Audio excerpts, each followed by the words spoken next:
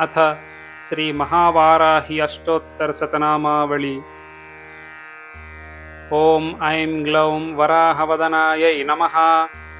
ओम ऐं ग्लौं वाराह्यै नमः। ओम ऐं ग्लौं वररूपिण्यै नमः। ओम ऐं ग्लौं क्रोडाननायै नमः। ओम ऐं ग्लौं कोलमुख्यै नमः। ओम ऐं ग्लौं जगदम्बायै नमः। ओम ऐं ग्लौं तारुण्यै नमः। ओम ऐं ग्लौं विश्वेश्वर्यै नमः। ओम ऐं ग्लौं शङ्खिन्यै नमः। ओम ऐं ग्लौं चक्रिण्यै नमः। ओम ऐं ग्लौं खड्गशूलगदाहस्तायै नमः। ओम ऐं ग्लौं मुसलधारिण्यै नमः। ओम ऐं ग्लौं हलसकादिसमायुक्तायै नमः। ओम ऐं ग्लौं भक्तानामभयप्रदायै नमः। ओम ऐं ग्लौं इष्टार्थदायिन्यै नमः। ओम ऐं ग्लौं घोरायै नमः। ओम ऐं ग्लौं महाघोरायै नमः। ओम ऐं ग्लौं महामायायै नमः। ओम ऐं ग्लौं वार्ताళ్यै नमः। ओम ऐं ग्लौं जगदीश्वर्यै नमः। ओम ऐं ग्लौं अन्धे अन्धिन्यै नमः। ओम ऐं ग्लौं रुन्धे रुन्धिन्यै नमः। ओम ऐं ग्लौं जम्भे जम्भिन्यै नमः। ओम ऐं ग्लौं मोहे मोहिन्यै नमः। ओम ऐं ग्लौं स्तम्भे स्तम्भिन्यै नमः। ओम ऐं ग्लौं देवेश्यै नमः। ओम ऐं ग्लौं शत्रुनाशिन्यै नमः। ओम ऐं ग्लौं अष्टभुजायै नमः। ओम ऐं ग्लौं चतुर्हस्तायै नमः। ओम ऐं ग्लौं उन्मत्तभैरवाङ्कस्थायै नमः। ओम ऐं ग्लौं कपिललोचनायै नमः। ओम ऐं ग्लौं पञ्चम्यै नमः। ओम ऐं ग्लौं लोकेश्यै नमः।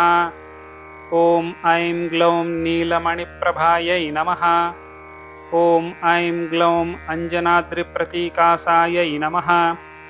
ओम ऐं ग्लौं सिंहारूढायै नमः। ओम ऐं ग्लौं त्रिलोचनायै नमः। ओम ऐं ग्लौं श्यामलायै नमः। ओम ऐं ग्लौं परमायै नमः। ओम ऐं ग्लौं ईशान्यै नमः। ओम ऐं ग्लौं नीलायै नमः। ओम ऐं ग्लौं इन्दीवरसन्निभायै नमः। ओम ऐं ग्लौं घनस्तनसमोपेतायै नमः।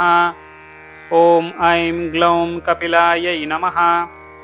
ओम ऐं ग्लौं कलात्मिकायै नमः। ओम ऐं ग्लौं अम्बिकायै नमः। ओम ऐं ग्लौं जगद्धारिण्यै नमः। ओम ऐं ग्लौं भक्तोपद्रवनाशिन्यै नमः। ओम ऐं ग्लौं सगुणायै नमः। ओम ऐं ग्लौं निष्कळायै नमः। ओम ऐं ग्लौं विद्यायै नमः। ओम ऐं ग्लौं नित्यायै नमः। ओम ऐं ग्लौं विश्ववशङ्कर्यै नमः। ओम ऐं ग्लौं महारूपायै नमः। ओम ऐं ग्लौं महेश्वर्यै नमः। ओम ऐं ग्लौं महेन्द्रतायै नमः। ओम ऐं ग्लौं विश्वव्यापिन्यै नमः। ओम ऐं ग्लौं देव्यै नमः। ओम ऐं ग्लौं पशूनामभयङ्कर्यै नमः। ओम ऐं ग्लौं कालिकायै नमः। ओम ऐं ग्लौं भयदायै नमः। ओम ऐं ग्लौं बलिमांसमहाप्रियायै नमः। ओम ऐं ग्लौं जयभैरव्यै नमः। ओम ऐं ग्लौं कृष्णाङ्गायै नमः। ओम ऐं ग्लौं परमेश्वरवल्लभायै नमः। ओम ऐं ग्लौं सुधायै नमः। ओम ऐं ग्लौं स्तुत्यै नमः। ओम ऐं ग्लौं सुरेशान्यै नमः।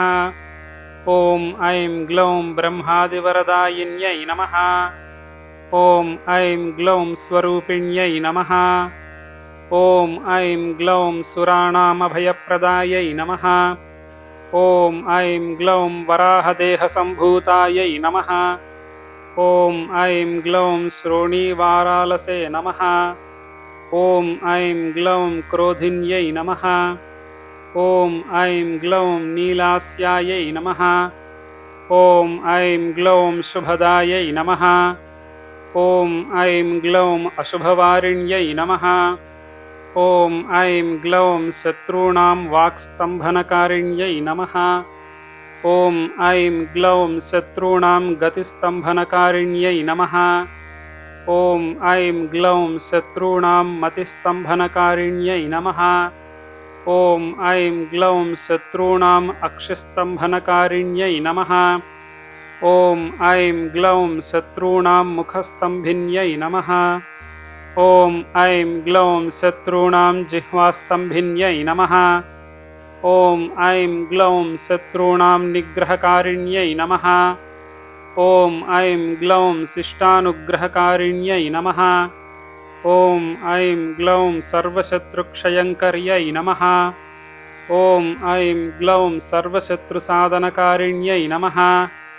ॐ ऐं ग्लौं सर्वशत्रुविद्वेषणकारिण्यै नमः। ॐ ऐं ग्लौं भैरवीप्रियायै नमः। ॐ ऐं ग्लौं मन्त्रात्मिकायै नमः। ॐ ऐं ग्लौं यन्त्ररूपायै नमः। ॐ ऐं ग्लौं तन्त्ररूपिण्यै नमः। ॐ ऐं ग्लौं पीठात्मिकायै नमः। ॐ ऐं ग्लौं देवदेव्यै नमः। ॐ ऐं ग्लौं श्रेयस्कर्यै नमः। ॐ ऐं ग्लौं चिन्तितार्थप्रदायिन्यै नमः। ॐ ऐं ग्लौं भक्त अलक्ष्मीविनाशिन्यै नमः। ॐ ऐं ग्लौं सम्पत्प्रदायै नमः। ॐ ऐं ग्लौं सौख्यकारिण्यै नमः। ॐ ऐं ग्लौं बाहुवाराह्यै नमः। ॐ ऐं ग्लौं स्वप्नवाराह्यै नमः। ॐ ऐं ग्लौं भगवत्यै नमः। ॐ ऐं ग्लौं ईश्वर्यै नमः। ॐ ऐं ग्लौं सर्वाराध्यायै नमः। ॐ ऐं ग्लौं सर्वमयायै नमः।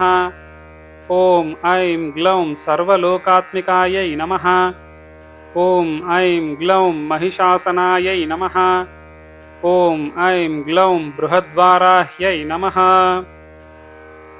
इति श्रीमहावाराह्यष्टोत्तरशतनामावली।